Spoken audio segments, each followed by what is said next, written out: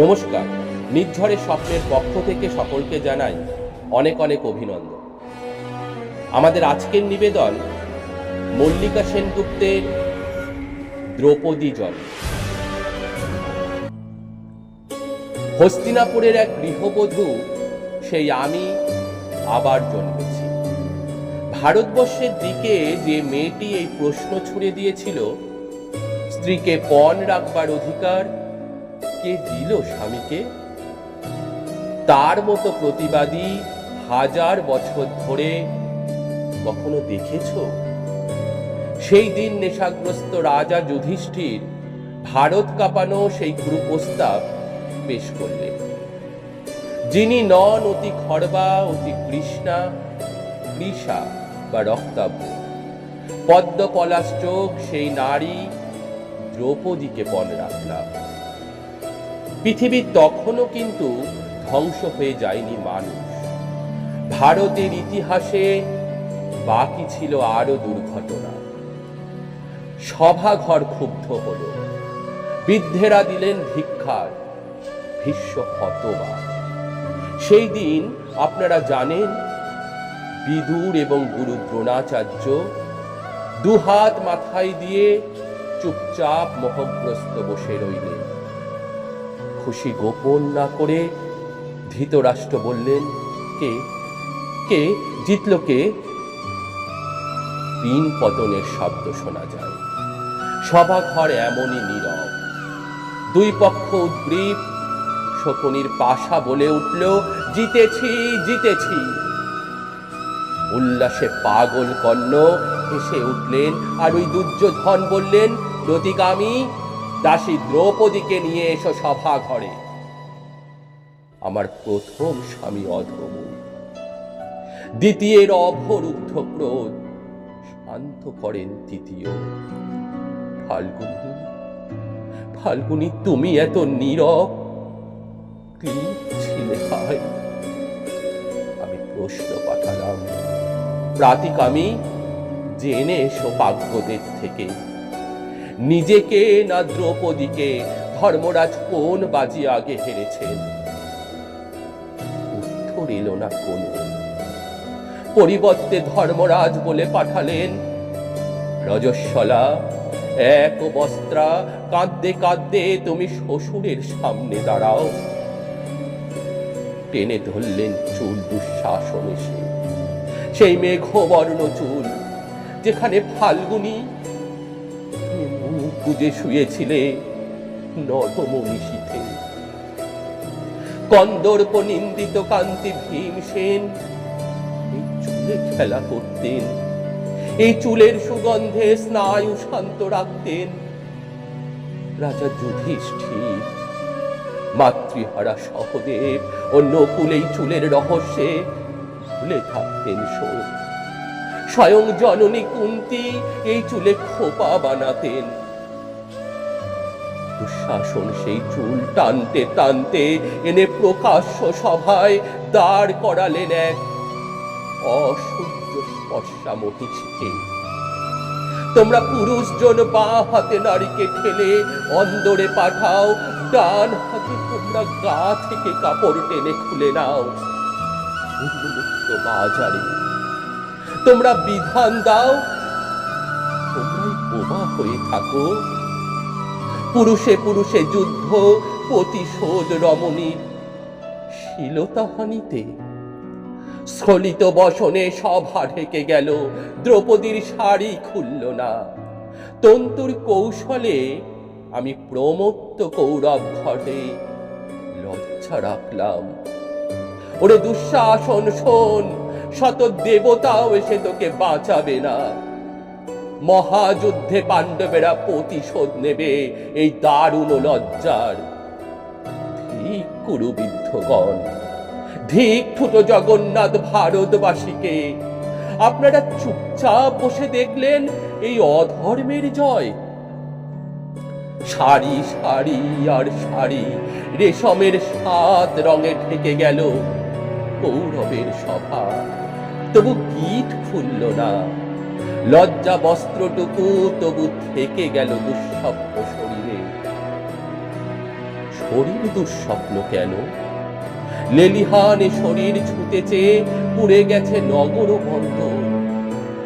এই মুখ চুম্বকের মতো টেনে এনেছিল নদী তীরে অসংখ্য তরণী।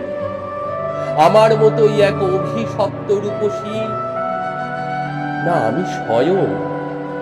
কে যেন আমার মুখ দেখে বলেছিল, থেমে থাকা ইতিহাস।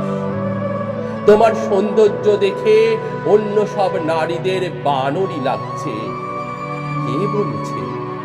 বলেছিল জয়দ্রথ বনবাসে তাড়া করে এসে, হে পুরুষ, রূপ দেখলেই কেন কানো, কেন হাতের মুঠোয় চাও জ্যান্ত মানবীকে?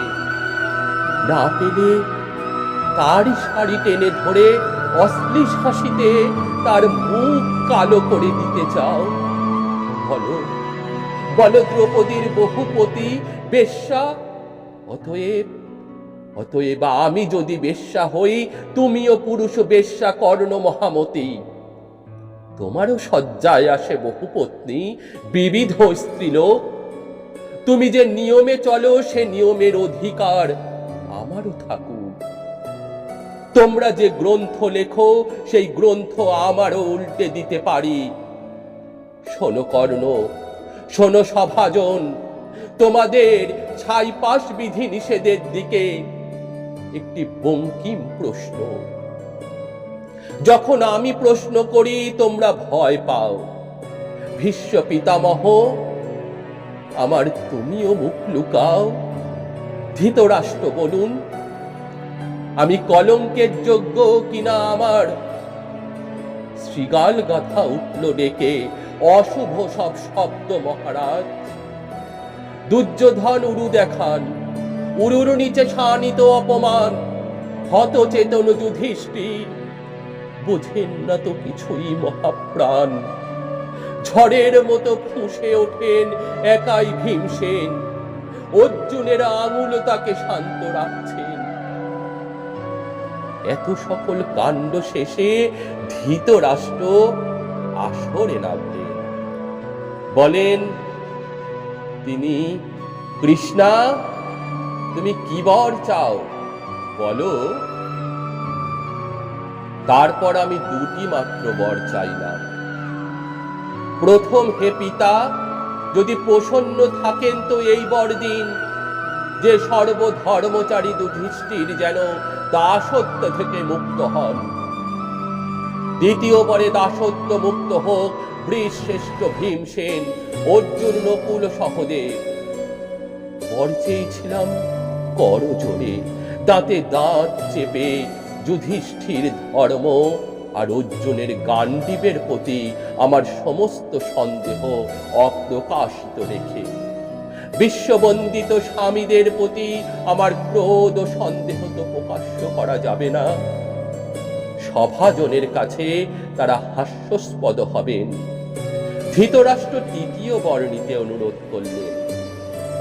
আমি নিলাম না, কারণ হে সভাজন, লোভে ধর্মনাশ হয়। বৈশ্য একবার, ক্ষত্রিয়ে আনে 2 বর, রাজা 3 বর, আর ব্রাহ্মণের 100 বর নিতে পারেন। আপনাদের মহাগ্রন্থে এই বিধান আছে। যে রাজ্যপাত যুধিষ্ঠির নিজ দোষে হারিয়েছেন, আমি তৃতীয় বর চেয়ে সেই রাজ্য ফেরত চাইব না। রাজ্য উদ্ধার করবেন আমার পৌরুষবর্গীয় স্বামীরা, কারণ আপনাদের মহাগ্রন্থে রাজত্ব বিস্তারের পৌরুষের শর্ত। আমরা এই আশ্চর্য সিদ্ধান্তে সভা হতবাক হলো। শুধু কর্ণ বললেন, দ্রৌপদী, দুঃখ সাগরে ডুবে থাকা পাণ্ডবদের নৌকার মতো পার করলেন। ইতিপূর্বে আর কোন নারী এরকম কাজ করেছেন বলে শুনিনি। আমার স্বামীরা মাথা নিচু করে বসে থাকলেন। এছাড়া আর কি বা আমি করতে পারতাম? অনেক পরে আমার ক্রোধ বিস্ফোরিত হলো, যেদিন বনবাসের ঘরে কৃষ্ণ এসে সামনে দাঁড়ালেন। কৃষ্ণ, কৃষ্ণ, তুমি এসেছো? যদি শোনো আমার কথা। আমার কোনো যুধিষ্ঠির, ভীমার্জুন নেই, আমার কোনো পুরুষ নেই, দ্বৈত নেই, বন্ধু নেই, পিতা বা ভ্রাতা নেই, আমার কোনো সমাজ নেই, পায়ের মাটি নেই।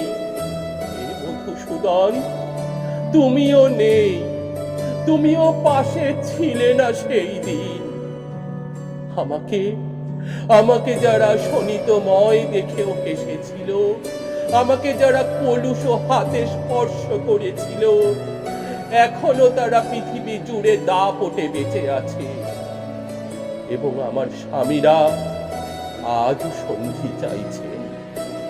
ঠিক ঠিক আমার বেঁচে থাকার দুঃস্বপ্ন ইতিহাসে।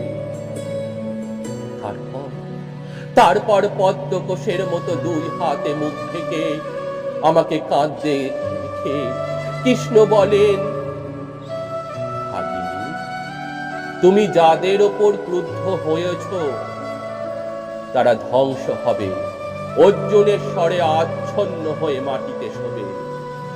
তুমি রাজমহিষী হবে। যদি আকাশ পতিত হয়, হিমালয় শীর্ণ হয়, পৃথিবী খণ্ড খণ্ড হয়, সমুদ্র শুষ্ক হয়, তথাপি আমার বাক্য ব্যর্থ হবে না। আমার অপমানের ক্ষতে সেই প্রথম মলম পড়েছিল, আমার মরুভূমির বালি সেই প্রথম অশ্রু শিখেছিল। কৃষ্ণ, তুমি আমার মনে সেই প্রথম বন্ধু হয়েছিলে, সেই প্রথম ভারত ভূমি তোমার পায়ে প্রণাম করেছিল। এইভাবে কৃষ্ণ তো দেবতা হলেন। আমাদের আজকের নিবেদন আপনাদের কেমন লাগলো অবশ্যই লাইক, কমেন্ট এবং ভিউ দিয়ে জানাবেন। আর এখনো পর্যন্ত যারা আমাদের চ্যানেলটিকে সাবস্ক্রাইব করেননি, নির্ঝরের স্বপ্নের পক্ষ থেকে সকলের কাছে নিবেদন, অবশ্যই আমাদের চ্যানেলটিকে সাবস্ক্রাইব করে আমাদের পাশে থাকবেন। নমস্কার।